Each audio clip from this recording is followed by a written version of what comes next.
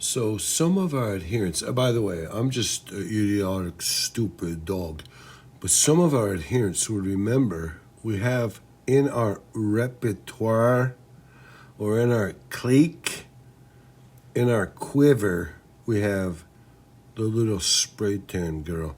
And lo and behold, people maybe have forgot about the little spray tan girl, but that doesn't mean she wasn't living her existence. The little spray tan girl was doing her. And maybe, oh gosh, wait a second. As dogs, when you drink out of your chalice, you drink bourbon, and you eat grass. Sorry, I ate moongrass. Moongrass is the worst kind of grass you can eat. Or Kentucky 31. Moongrass is first, Kentucky 31 second. It doesn't mix with bourbon. Ryegrass maybe mixes with, maybe Woodford Reserve ryegrass blend or rye whiskey. Or in the old American Pie song, Bye Bye Miss American Pie, they were drinking the whiskey and the rye. If a dog was drinking the whiskey, they could have eaten rough bluegrass, maybe some false panicum if you were down south. Maybe in the transition zone, you were, straight up turf type tall fescue.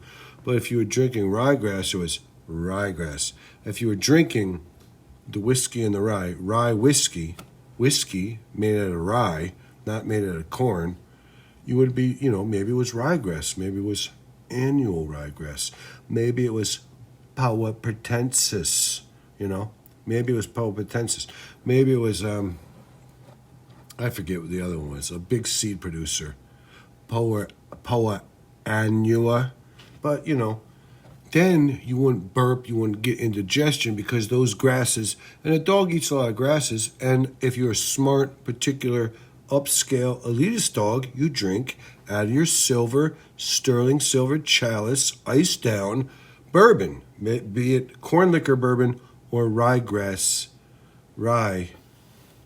whiskey. But, so if you burp and you carry on, but this is a take about the little spray tan girl. And the little spray tan girl, she was living her life and she figured out that she had to have she had to have a glow. She had to have a base tan to be able to perform at her most minimum levels. And if she got really, really tan, almost like, Indian from Pakistan level tan, she could really, win the lottery. She was a superstar. But it didn't matter. But some other people were hanging out with the little spray tan girl. When she was really, really white, they would ignore her and wouldn't call for days on end. You're like, hey, I'm reaching out. I text you. You never text me back. You answer me. And then, that text thing where they just stop texting? You're like, I give a thumbs up. I give a head a how. You're like, well, I guess, as an idiotic, stupid dog, I'm like, I guess somebody has to be the last one to text. But if you're always the last one to finish the texting, you're always last, that means you're an idiot and no one likes you. And, that's, the little spray tan girl, when she was really white, no one would text her back. She would text and they would text and she would text and they would text and she would text and then there would be no text. It was like drop-off text, just, no text. And that's why you're white, you're a little spray tan girl, you're too lily white. They're going to drop it off at some point first, and they're going to forget about you. Now, to her credit, the little spray tan girl once she was snubbed, she never gave a second potential snubbing text, like you could snub me a second time. She only was able to be snubbed once, for her credit. But once she was tanned, they would at least finish up with like a thumbs up or an okay sign or, whatever, okay spelled out. It was always something. They would finish it off. And she would say, I can go to bed now. I can go to sleep because they texted me last. At least they texted me last that way. That would be better, that little spray tan girl said. But, in her case, she was a little bit more white. And she had no access to a tanning. Like the tanning salons were closed down. I think it had something to do with COVID. There was no self-tanner. She couldn't get no tanning. The sun was being bleak. It was hiding behind the clouds. She couldn't even walk out and get natural suntan cellular damaging suntan. She was hoping for a big giant blast of corona violence from the sun to bombard the earth with some radioactive waste so she could step out and get a little bit of tan for herself. She wasn't getting no tan, and during that period when she was really like lily white and staying white, she said to somebody, I forget who it was, but the little spray tan girl said it. I don't know who she said it to. Is there a code word that you would give out to your best friends if you were held hostage, or you were abducted, or you were about to be sex trafficked? Is there a code word that you would give out that they would know, hey, you know what, you're being abducted?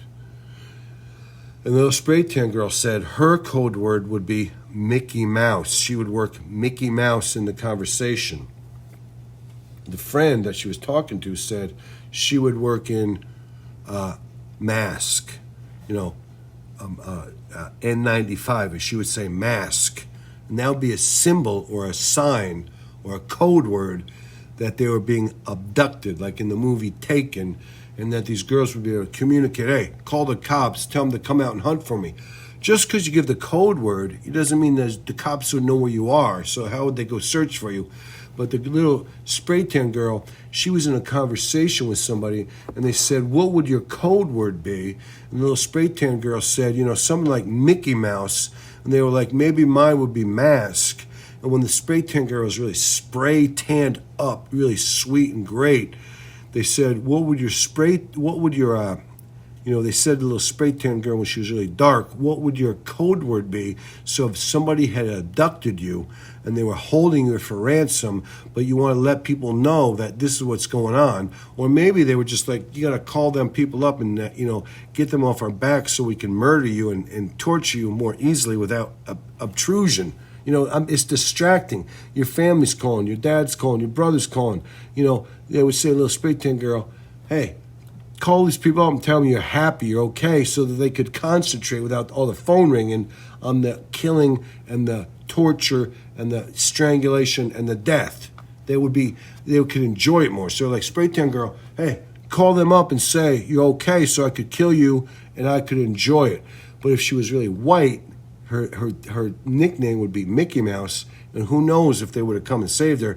But if she was really tan, it would have been something more like yacht or like bull market, It'll be something like, upscale, more trendy, better, more substantial, But they never got in that situation. They were never taken. The little spray tan girl was never taken. She lived a rough and tumblesome life. It was up and down, obviously. It's like being bipolar.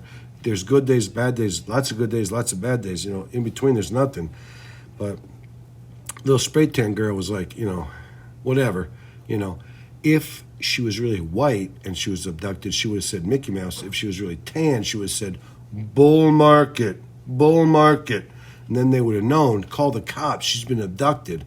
But it never happened anyways. Either way, it didn't happen.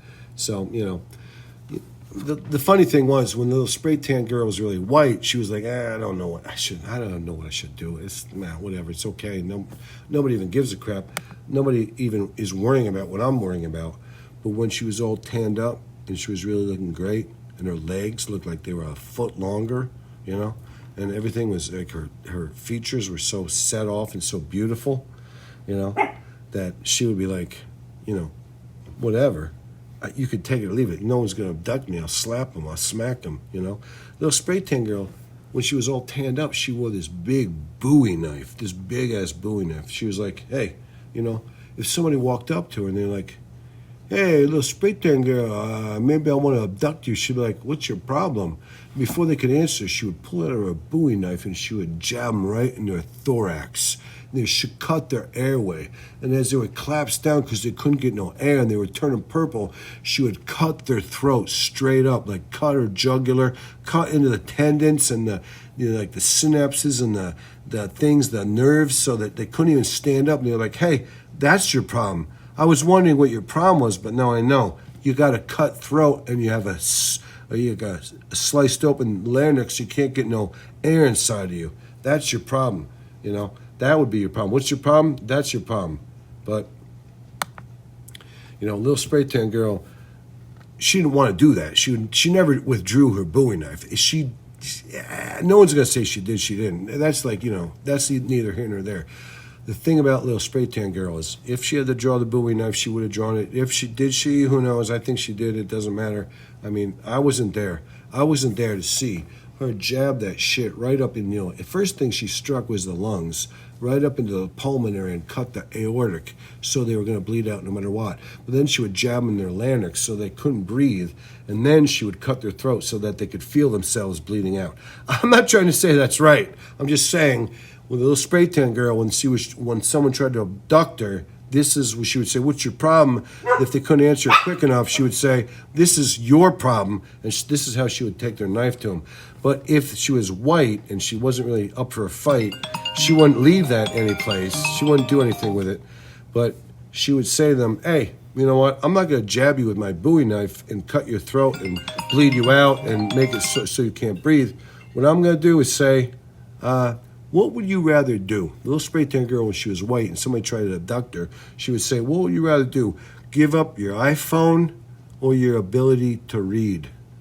She'd say, hey, asshole. When she had the tan, she would pull out her Bowie knife and she would cut them up and she would gut them and she would put them in the gutter, never to be heard from again. They would drift out to the open sea, and the crabs and the, you know, sunfish would eat them up, and they would never be heard of again. It's like slopping the pigs that way. But if she was really white, she would say, hey, what's better for you? That you should lose the ability to read or lose the ability to ever look at your cell phone again? And they would walk away. So if she was white, she would say, hey, you want to give up reading or looking at your cell phone? And they were like trying to think about it, and then they would get a glint of that Bowie knife, and then they would walk away. But if, you know, God forbid she had the tan, then it was like a slaughter. It was like hogs to the slaughter. But I don't want to get into that all. I've said enough. Put it that way. I've said enough.